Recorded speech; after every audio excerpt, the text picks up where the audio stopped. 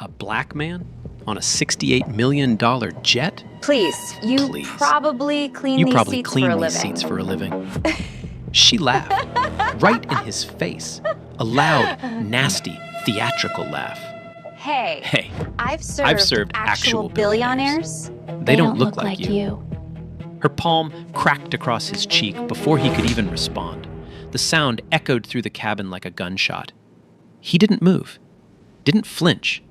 His espresso didn't even tremble in his hand.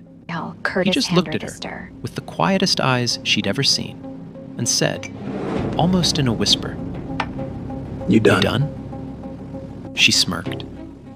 Get off this plane, before I call the cops. He took a slow sip of his espresso. He didn't say a word. He didn't have to. In 8 minutes, she'd understand everything. Man, she really had no idea who she was talking to. Let's see how this plays out. But before we get to those 8 minutes, let me take you back to the beginning. Because this story doesn't start with a slap. It starts with a man who had absolutely nothing to prove to anyone. Friday afternoon. October. The kind of golden autumn light that turns everything in New Jersey into a painting. Teterboro Airport. Not the terminal you and I walk through. This is the private side. The side with marble floors, leather couches, and espresso machines that cost more than most people's cars. This is where billionaires come and go like ghosts. No lines, no TSA. No one asks you to take off your shoes. You just walk straight onto your plane. And that's exactly what Curtis Henderson planned to do. His black SUV pulled up to the terminal at 4:15. No motorcade, no entourage. Just Curtis in the driver's seat and his chief of operations, Derek Moore, riding shotgun. Curtis stepped out wearing a black hoodie, dark jeans, and plain white sneakers. No Rolex, no gold chain. No designer logo screaming for attention. If you passed him on the street, you'd never guess this man was worth $2.3 billion. And that was the whole point. Curtis had stopped dressing for other people's expectations a long time ago. He didn't need a 3-piece suit to close a deal. He didn't need a flashy watch to prove his bank account. He'd built Pinnacle Aero Holdings from a single leased cargo plane into a private aviation empire that spanned 6 countries. The planes spoke for themselves. He walked into the FBO lounge, and the woman behind the front desk smiled wide. "Mr. Henderson, good to see you again." He called her by her first name, asked about her daughter's soccer tournament, left a folded $100 bill on the counter like it was nothing, because to him, kindness was never nothing. The ground crew waved from the tarmac. One of them jogged over to shake his hand. "Your bird's all fueled up, sir. Looking beautiful today." Curtis grinned. "She always does." His phone buzzed. A call from his CFO about an $800 million acquisition of a regional airline. Curtis talked while walking, his voice low and steady. No dramatics, no shouting, just clean, surgical decision-making. "Lock the term sheet. We close Tuesday." That was it. 4 words. $800 million. Derek shook his head, smiling. "You know, one day you could actually dress like you own a jet." Curtis laughed, a real, warm laugh. "If I have to dress a certain way for people to respect me, those aren't people I need respect from." Remember that line.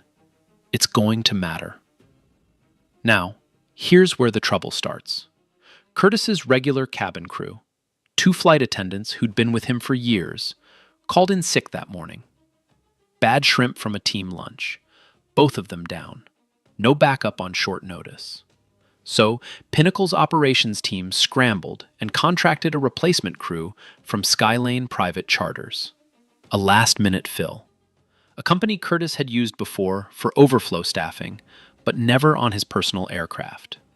Skylane sent 2 attendants. One of them was Brenda Lawson. Brenda was 32, blonde hair pulled into a tight bun, pressed uniform, polished shoes. She arrived at the FBO with her colleague 20 minutes early, which normally would be a good sign. But the cracks showed fast. She snapped at a ground crew member for placing a catering cart 6 inches too far to the left. She sighed loudly when her colleague asked a simple question about the galley layout. And when a black baggage handler approached to confirm luggage details, she didn't even look at him, just waved her hand like she was shooing away a fly. Small moments, easy to miss if you weren't paying attention, but they painted a very clear picture. She stepped onto the Gulf Stream and froze for half a second. The interior was stunning. Hand-stitched leather, African art on the cabin walls, a framed photograph of Curtis with civil rights leaders and community organizers. She looked at the photo. Her nose wrinkled, just slightly, just enough. She'd been told the client would board soon. No name, no photo, no briefing on who he was, just the client. In her mind, she already had an image of who owned this plane, and that image didn't look anything like the man in the black hoodie who was about to walk up those stairs. Curtis climbed the air stairs with the casual ease of a man walking into his own living room, because that's exactly what this was. His plane, his space, his rules. He ducked slightly through the cabin door. 6'2", broad shoulders. The hoodie made him look even bigger. His worn leather messenger bag hung from one shoulder. He smelled like cedar cologne and fresh autumn air. Brenda was in the galley, arranging glasses on a polished silver tray. She heard footsteps and turned around. And then she saw him.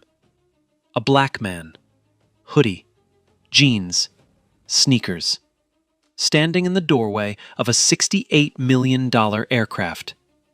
Her whole body changed. Her shoulders pulled back. Her chin lifted. Her eyes narrowed into 2 thin, suspicious lines. The warm, professional smile she'd been rehearsing in the mirror that morning vanished completely. She stepped into the aisle, blocking his path. No greeting, no welcome, no "good afternoon, sir." Nothing. "Excuse me." Her voice was flat. "Can I help you? Are you with the ground crew?"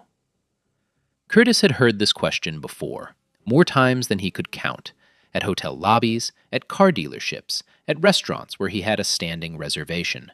It always sounded the same, polite on the surface, poison underneath. He kept his face neutral. "No, I'm the passenger." He moved forward. She didn't move. "I'm going to need to see some identification." She planted her feet wider.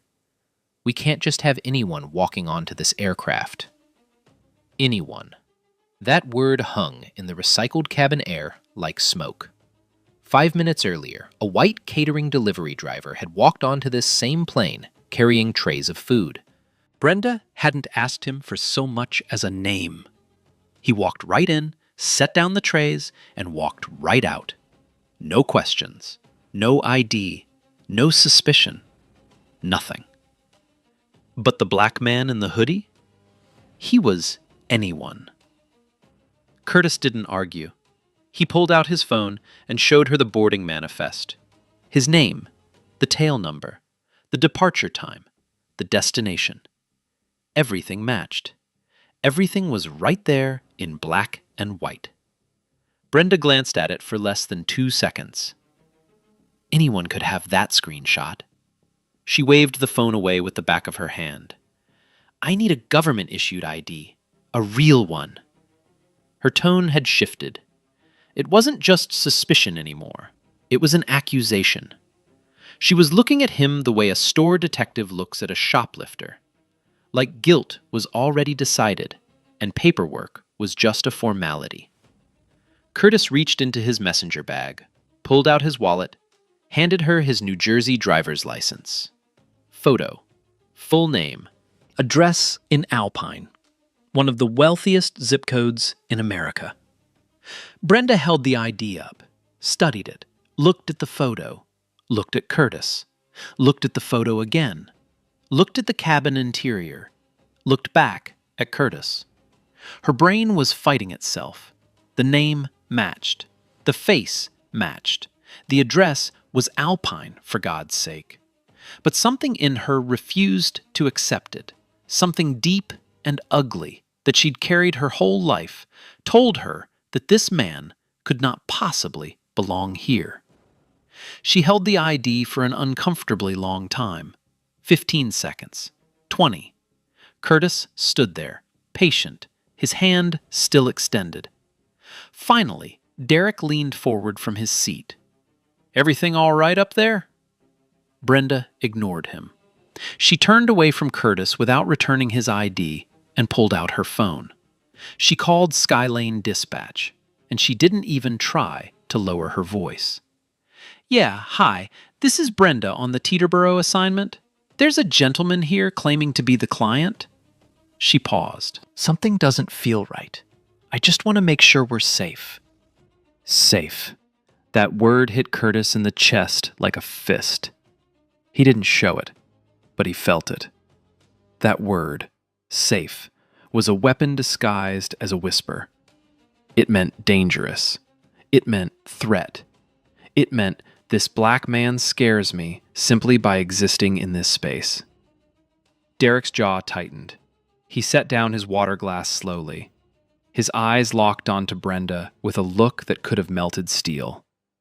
The dispatcher on the other end of the line confirmed everything. Curtis Henderson, owner-passenger, Pinnacle Aero Holdings.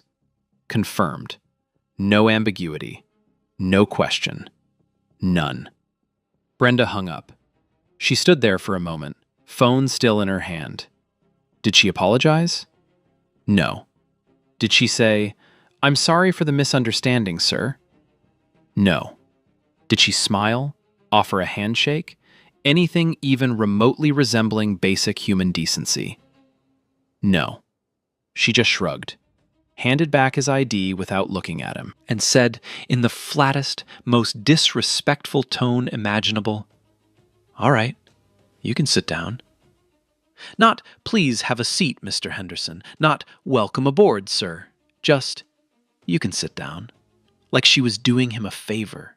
Like she was granting permission for a man to sit on his own plane.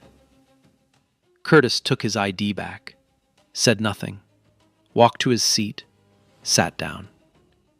Derek leaned over and whispered, "You okay?" Curtis gave a small nod. His face was stone, but behind his eyes, a clock had started ticking. Brenda began the pre-flight service, and this is where the abuse shifted from obvious to surgical. She poured Derek a glass of water without being asked, set it down gently on a linen napkin, even gave him a small, tight-lipped smile. Then she walked right past Curtis, like his seat was empty, like he was invisible. Curtis waited a moment. Then he said, calmly, "Could I get a sparkling water, please?" Brenda sighed. Not a quiet sigh, a loud, theatrical, full-body sigh that said everything her words didn't. We'll get to it. She never got to it. Next, she picked up Curtis's leather messenger bag, a bag that had been with him for 15 years, soft and worn with memory, and tossed it into the overhead bin. Not placed, not set down, tossed, like it was a garbage bag. Curtis watched it hit the inside of the bin with a dull thud. He said nothing. Then Brenda adjusted the cabin thermostat, dropped it to 62 degrees without asking. The cabin turned cold within minutes. Curtis felt the chill settle across his arms. Still, he said nothing. Each act was small. Each one was deniable. "Oh, I forgot your water." "Oh, I didn't realize the bag was yours." "Oh, I thought everyone preferred it cool." But stacked together, the pattern was undeniable. This wasn't neglect. It was a theater.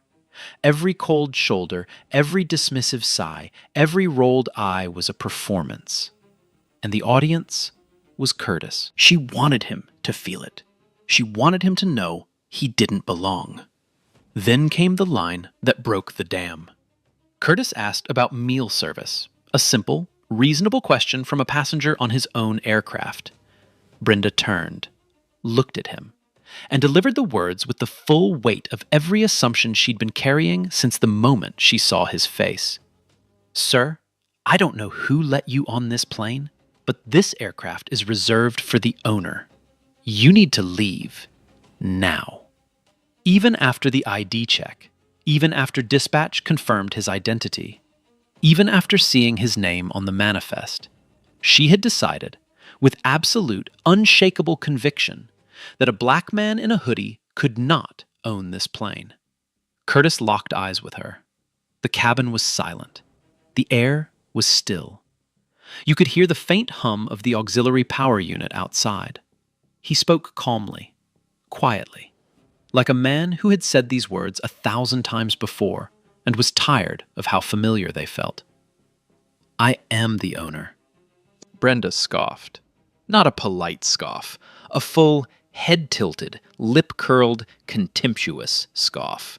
The kind of scoff that said, "I don't believe you. I will never believe you, and nothing you say will change that." "Right," she crossed her arms, "and I'm the Queen of England." Derek's hand gripped the armrest so hard his knuckles went pale. His chest was rising and falling fast. He wanted to speak. He wanted to stand. He wanted to say something that would crack this woman's arrogance in half. But Curtis raised one finger. Just one. Without even looking at Derek. Not yet. The clock was still ticking. Brenda wasn't done. She was just getting started. Something had shifted behind her eyes. She'd crossed a line in her own mind, the line where suspicion becomes certainty. She was no longer wondering if Curtis belonged here. She had decided, completely and permanently, that he did not, and now she was going to do something about it.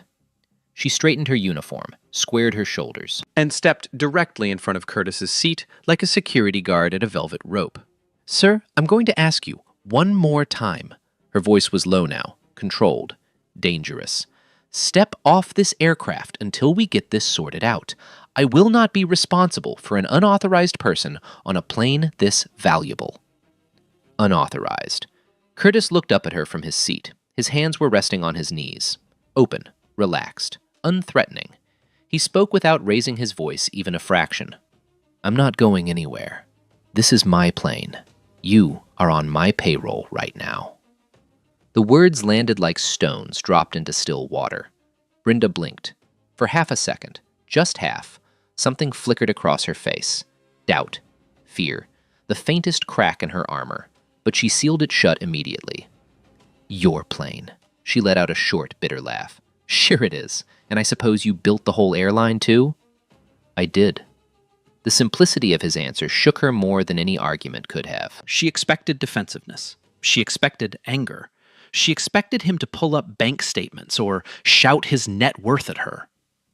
That's what she wanted. A reaction she could twist into justification. But Curtis gave her nothing. Just 2 words, spoken like facts, spoken like gravity. It infuriated her. Brenda spun on her heel and marched toward the cabin door. She leaned out into the golden afternoon light and scanned the tarmac. An airport police vehicle was idling near the fuel station, 30 yards away. She raised her hand and waved it down. Officer Ronald Bates rolled up in his white SUV, window down, sunglasses pushed up on his forehead. He looked relaxed, end of a quiet shift. "What's the problem, ma'am?" Brenda leaned into the window. Her voice dropped into that particular register, the one designed to sound frightened, helpless, urgent. The voice of a woman who knows exactly how to weaponize her fear. "Officer, there's an unauthorized individual on this aircraft. He's refusing to leave. He's getting aggressive." Aggressive. Curtis Henderson had not raised his voice once, had not stood up, had not pointed a finger, made a fist, or taken a single step toward her. He was sitting in a leather seat with his hands on his knees and his espresso cooling on the side table. But the word aggressive did exactly what Brenda needed it to do. Bates unclipped his seatbelt. His hand moved instinctively to his belt. Not quite to his weapon, but close enough. He climbed out of the SUV and followed Brenda up the air stairs. The cabin felt smaller with Bates inside it. He was a big man, 40-something, thick neck, the kind of officer who'd spent 20 years in law enforcement and had heard every story twice. His boots were heavy on the carpet. He looked at Curtis, looked at Brenda, back at Curtis. "Sir, I'm going to need you to step outside for a moment." Curtis didn't move. His voice was level, measured, almost gentle. "Officer, my name is Curtis Henderson. I own this aircraft. You're welcome to verify that with the FAA registry, the FBO front desk, or the tail number on the fuselage right outside that window." He pointed toward the oval window. Through it, clear as day, the Pinnacle Aero Holdings logo gleamed on the fuselage in midnight blue and silver. The tail number was right there. 5 characters that could end this entire scene in 30 seconds. Bates hesitated. His eyes moved to the window. He saw the logo. He saw the tail number. Something in his gut told him to pause, to check, to ask one more question before this went any further.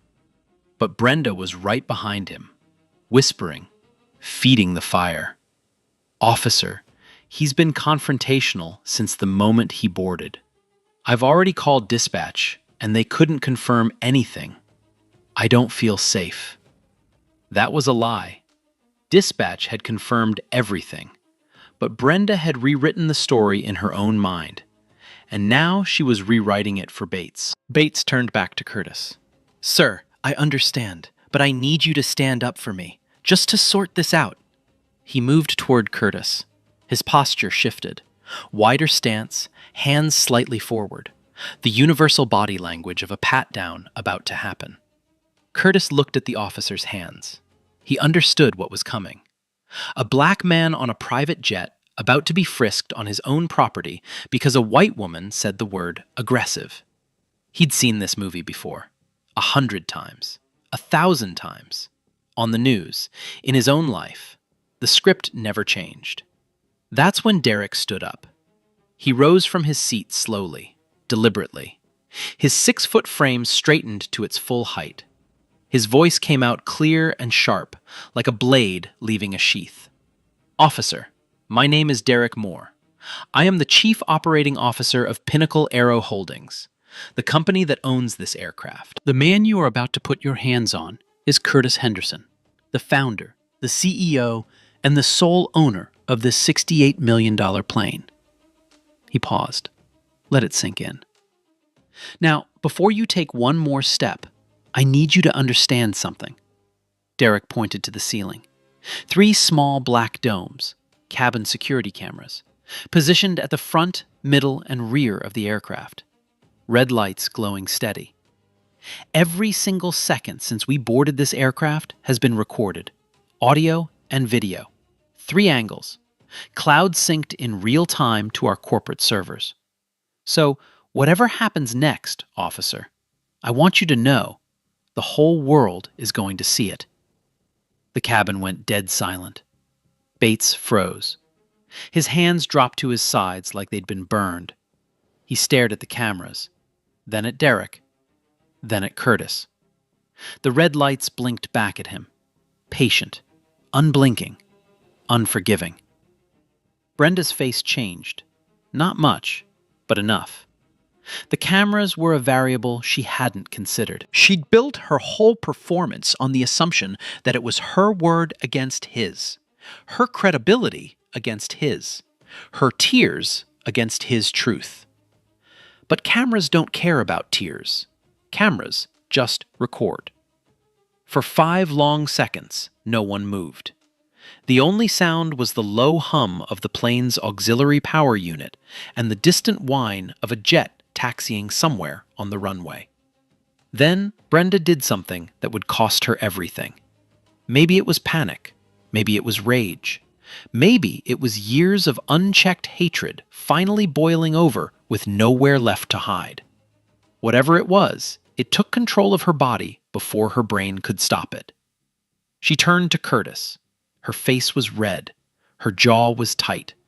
Her voice came out low and venomous, shaking with a fury she no longer tried to disguise. You people always have some story, don't you? She stepped closer. You probably stole the money to buy this thing, or sold drugs, or scammed someone. The words filled the cabin like poison gas. Derek took a step forward. Bates put his hand up. Curtis didn't move. He simply stood. Not aggressively, not quickly. He just rose from his seat to his full height, 6'2", and looked down at her with an expression that carried 30 years of this. 30 years of being doubted, questioned, frisked, followed, denied. Wood done here. Get off my plane.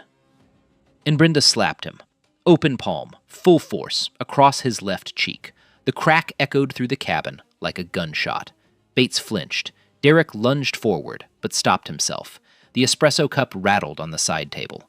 Curtis's head turned slightly with the impact. A red mark bloomed across his dark skin. Warm, stinging, familiar in a way it should never be. He didn't touch his face, didn't raise his hand, didn't step back. He looked at her. Then he looked up, slowly, deliberately, at the security camera directly above her head. Its red light pulsed like a heartbeat. Then he looked back at her, and he smiled. Not a warm smile, not a friendly smile. The kind of smile that says, I know something you don't. The kind of smile that makes your blood run cold.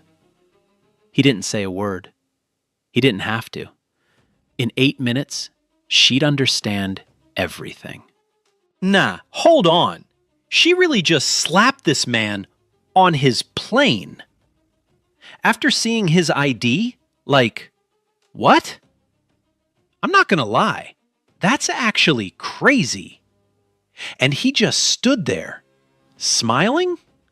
Nah. Yeah, whatever happens next, that's on her. Curtis sat back down, slowly, calmly, like a man who had all the time in the world. Brenda stood there, breathing hard, her palm still tingling from the slap. She expected him to shout, to lunge, to give her the reaction she needed to justify everything she'd done. Instead, he picked up his phone. And that's when her world started to end. First call, his personal attorney. Curtis spoke like he was ordering room service. No emotion, no urgency. Just facts. Andrew, it's Curtis. I need you to pull up the live feed from my aircraft. Cabin camera 3. You'll see an assault that occurred approximately 90 seconds ago. Yes, on me. I want charges filed within the hour. Battery, false police report, whatever else applies. He paused, listened. Thank you. I'll hold the footage on my end as well. He hung up. Brenda watched him.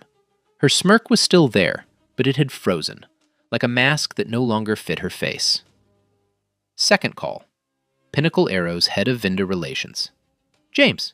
Pull every active contract we hold with Skylane Private Charters. All of them. Every subsidiary. Every division.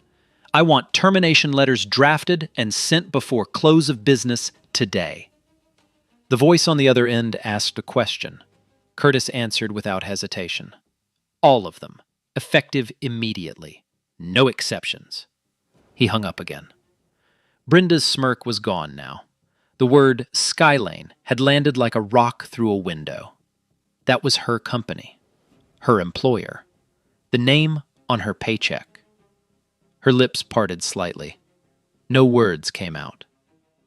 Third call. This one Curtis made while looking directly at Brenda. He didn't break eye contact. Not once. Gail, it's Curtis Henderson. On the other end, Gail Townsend, Senior Vice President of Skylane Private Charters, answered immediately. Curtis was a $14 million a year client. When he called, you picked up before the second ring. Gail, I'm currently sitting on my aircraft at Teterboro. One of your crew members has spent the last 30 minutes racially profiling me, questioning my right to be on my own plane, filing a false police report, claiming I was aggressive, and, about 2 minutes ago, physically striking me across the face. Silence on the other end. Curtis let it breathe. The entire incident has been captured on 3 cabin security cameras, audio and video. My legal team is reviewing the footage as we speak. I'm going to need a callback within 10 minutes, Gail. If I don't get one, our entire relationship is over. All 14 million of it. He hung up, set the phone down on the armrest, folded his hands, and waited. The cabin was so quiet you could hear Brenda's breathing. Fast, shallow. The kind of breathing that happens when your body realizes the danger before your brain does. Officer Bates had been standing near the cabin door the entire time. Silent, watching. His hand had long since dropped away from his belt. He wasn't looking at Curtis anymore. He was looking at his own phone. He'd typed the tail number into the FAA registry. The result came back in 3 seconds. Aircraft registered to Pinnacle Aero Holdings, LLC. He searched for the company name. Curtis Henderson, founder and CEO. Forbes list, 2.3 billion net worth. Presidential Medal of Freedom nominee. Photos of him with senators, governors, and Fortune 500 executives. Bates looked up from his phone. His face had gone pale. The color had drained out of it like water from a cracked glass. He turned to Brenda. His voice was different now. Quieter. Heavier. Ma'am, I'm going to need you to step off this aircraft. Brenda's head snapped toward him. What? He's the one who... Ma'am. Bates cut her off. His tone left no room for negotiation. The aircraft owner has asked you to leave. You are now trespassing on private property. And based on what I just witnessed, you are potentially facing assault charges. Step off the plane. Now. Brenda's mouth opened, closed, opened again. No sound came out. She looked at Curtis. She looked at Bates. She looked at Derek, who was sitting with his arms crossed and an expression that said, I told you so, without a single word.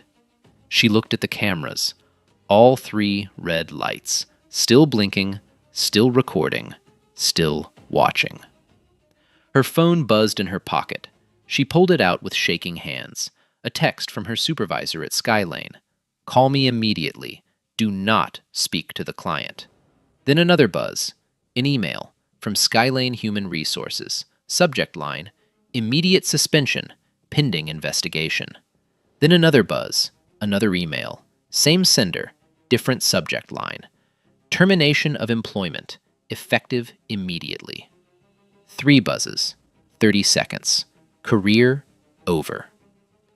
Brenda stared at her phone screen. Her hand was trembling so hard the words blurred. Her legs felt hollow. The polished confidence she'd worn like armor all afternoon had crumbled into dust. She looked at Curtis one last time. He was sitting exactly where he'd been since the beginning. Same seat, same posture, same quiet, devastating calm. His espresso was still on the side table. The red mark on his cheek was still visible. He didn't look at her. He didn't need to. She walked off the plane on legs that barely held her. Each step down the air stairs felt like falling. The golden afternoon light hit her face, but it didn't feel warm anymore. 8 minutes, from slap to jobless. He told her. She just didn't listen. Brenda's heels hit the tarmac, and her knees almost buckled. The late afternoon sun was still golden. The air still smelled like jet fuel and autumn leaves. Everything outside the plane looked exactly the same as it had 30 minutes ago. But Brenda Lawson's entire world had been rearranged. She stood at the bottom of the air stairs, clutching her phone with both hands, staring at the termination email like the words might rearrange themselves if she looked long enough. They didn't. Officer Bates followed her down. His boots were heavy on each step. His face was set in the grim expression of a man who had just realized he'd been played and had almost made the worst mistake of his career. He stopped in front of Brenda, pulled out his notepad. His voice was flat and official.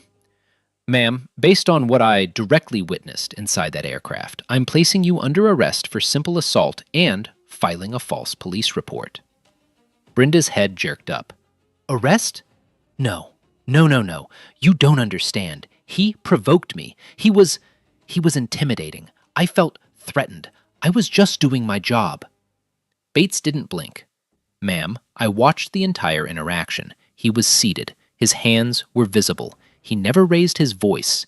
You struck him." "It was a mistake. I didn't mean to. It just happened." "Turn around, please. Hands behind your back." The click of the handcuffs was small and metallic, but on that quiet tarmac, surrounded by nothing but private jets and silence, it sounded enormous. 2 ground crew members stood near a fuel truck, watching. They'd seen the whole thing unfold through the aircraft windows. One of them shook his head slowly. The other pulled out his phone and started recording. Brenda was walked across the tarmac toward Bates's patrol vehicle. Her pressed uniform was wrinkled now. Her blonde bun was coming loose. Strands of hair stuck to her face where tears had started to fall. She was crying, hard, ugly, the kind of crying that bends your whole body. Please, I can't. I have bills. I have rent. I just lost my job. You can't do this. It was a misunderstanding." Bates opened the rear door of his SUV. "You should have thought about that before you put your hands on someone." He guided her into the back seat. The door closed with a heavy thud. Through the tinted window, Brenda's face was barely visible, just the shape of a woman bent forward, shoulders shaking. Back on the plane, the cabin was still. Curtis sat in his seat. The red mark on his cheek had deepened into a bruise. He pressed a cold water bottle against it, not because it hurt that much, but because it gave his hands something to do. Derek sat across from him. For a long moment, neither of them spoke. The engines hummed softly. The cameras blinked their steady red. Finally, Derek broke the silence. "You okay?" Curtis was quiet. He stared out the oval window at the tarmac, at the patrol vehicle pulling away with Brenda in the back, at the ground crew returning to their routine like the world hadn't just cracked open inside that cabin. "I'm tired, Derek." His voice was low, almost a whisper. "Not of her. I'm tired of the fact that this keeps happening." Derek nodded. He didn't say anything else. Some truths don't need a response. They just need a witness. Curtis pulled out his phone and called his wife. She picked up on the first ring. "Hey, something happened on the plane today. I'm fine. I'll tell you everything when I get home." She was quiet for a moment. Then, "Was it bad?" "Yeah." Another pause. "Come home safe, Curtis." 3 words, but they carried the weight of every time he'd walked out the door, and she'd wondered if the world would treat him like a man or like a threat. Come home safe. 40 minutes later, Gail Townsend pulled into Teterboro in a black sedan. She'd driven from Skylane's headquarters in Connecticut at 90 miles an hour. Her face was the color of chalk. She asked to see Curtis. Curtis refused. Derek met her on the tarmac instead. He handed her a single envelope. Inside was a formal letter on the Pinnacle Aero letterhead. Termination of all contracts between Pinnacle Aero Holdings and Skylane Private Charters, effective immediately. Total annual value, $14 million across 6 subsidiaries. Gail read it twice. Her hands shook. She looked up at Derek. "Is there anything at all we can do to—" "No." Derek turned and walked back up the air stairs. The cabin door closed behind him. Gale stood alone on the tarmac, holding a letter worth $14 million in losses, and realized that one employee's hatred had just set her company on fire. The footage hit the internet on a Monday morning. Curtis's legal team released the cabin video after Brenda's attorney went on a local news segment and told the anchor with a straight face that Curtis had been combative and physically threatening during the encounter. That was a mistake, a catastrophic, irreversible, career-ending mistake. Because the video showed everything. All three angles. Crystal clear. Full audio. 26 minutes of uncut, unedited truth. The ID check. The scoff. The dispatch call. The microaggressions. The water she never brought. The bag she tossed. The word unauthorized. The word aggressive. The phrase, "you people." And then the slap. That sharp, unmistakable crack of an open palm against a man's face, followed by the quietest 4 words the internet had ever heard. You done? TV journalist Nina Collins broke the story on the National Evening News. She played the footage with minimal commentary. She didn't need much. The video spoke for itself. Within 12 hours, it had 10 million views. By Wednesday, 20 million. By Friday, it was everywhere. Every news desk, every talk show, every group chat, every social media feed in the country. The hashtags wrote themselves. Hashtag 8 minutes. Hashtag Curtis Henderson. Hashtag Justice Served. Hashtag Brenda Lawson. People were furious. Not the quiet, scrolling past kind of furious. The kind that calls congresspeople. The kind that cancels subscriptions. The kind that shows up. And the first place they showed up was Skylane's front door. Within 1 week of the footage going public, 3 of Skylane's top-tier clients pulled their contracts. Then 4 more. Then a cascade. Private jet owners, corporate accounts, charter brokers who didn't want their names anywhere near the scandal. Total losses in the first 2 weeks, $43 million in annual revenue. Gone. Evaporated. Like jet fuel in the sun. But the money was only the beginning. An internal investigation at Skylane, launched under pressure from their own board of directors, uncovered something worse. Brenda Lawson had 3 prior complaints from clients of color. 3. All documented. All buried by middle management. One client had written a detailed letter describing how Brenda had refused to serve him and called security when he asked for a blanket. That letter sat in a filing cabinet for 2 years. No one acted on it. When Nina Collins reported this on her follow-up segment, the second scandal exploded. It wasn't just about Brenda anymore. It was about the system that protected her. Gail Townsend was forced to resign within the month. The CEO of Skylane issued a public apology, a carefully worded, PR-approved statement about deeply held values and zero tolerance. The internet didn't buy it for a second.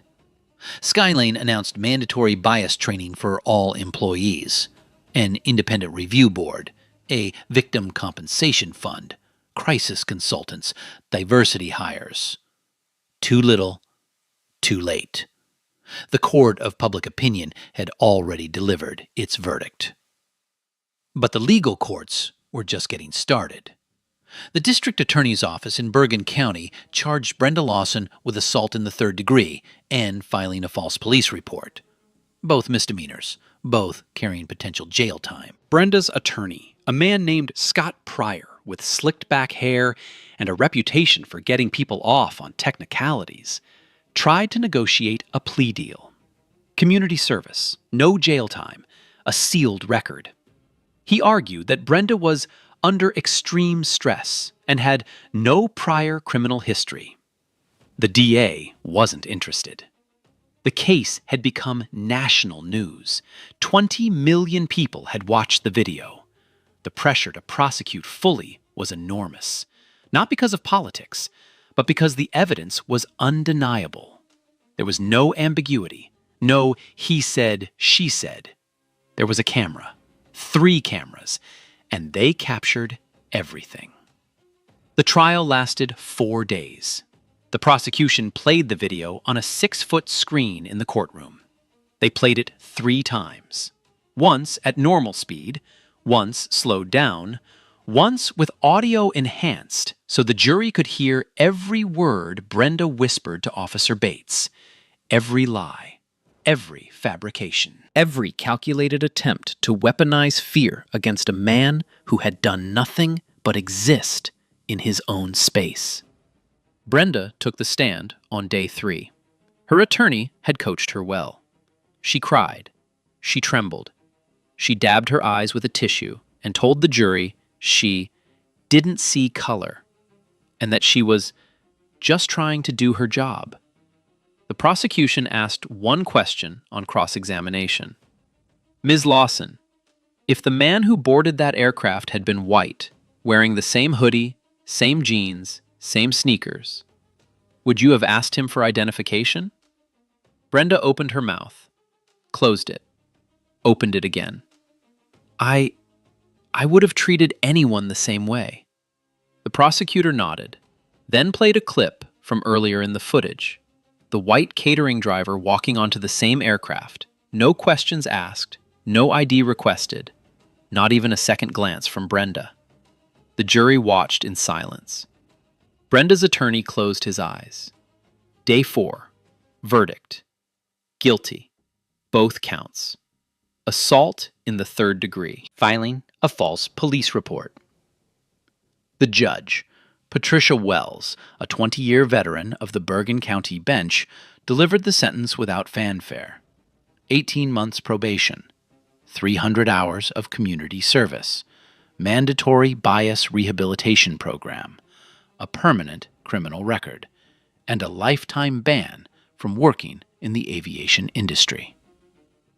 Brenda stood in the courtroom with her hands clasped in front of her. She didn't cry this time. She just stared at the floor like it might open up and swallow her whole. It didn't. But the civil case was still coming. Curtis filed a lawsuit against both Brenda Lawson and Skylane Private Charters. Racial discrimination, assault, emotional distress, negligent hiring and supervision. Skylane's lawyers took one look at the footage, one look at the prior complaints they'd buried, and one look at the public sentiment, and they settled. Out of court. $3.2 million. Curtis took every penny of that settlement and donated it. All of it. $1.5 million to HBCU scholarship funds, $1 million to civil rights legal defense organizations, the remaining $700,000 to a mentorship program for young black entrepreneurs in aviation. At the press conference announcing the donation, Curtis stood behind a podium in a simple navy suit. No hoodie this time. His cheek had healed. His voice was steady. This money didn't come from my pocket. It came from bigotry. I'm sending it where it'll do the most good, into the futures of young people who will build a better world than the one I walked through that day. The room erupted in applause. Camera flashes lit up his face like lightning. And one final note. Officer Ronald Bates. An internal affairs review found that Bates had acted on Brenda's false report without performing basic due diligence. He didn't check the aircraft registration. He didn't call the FBO.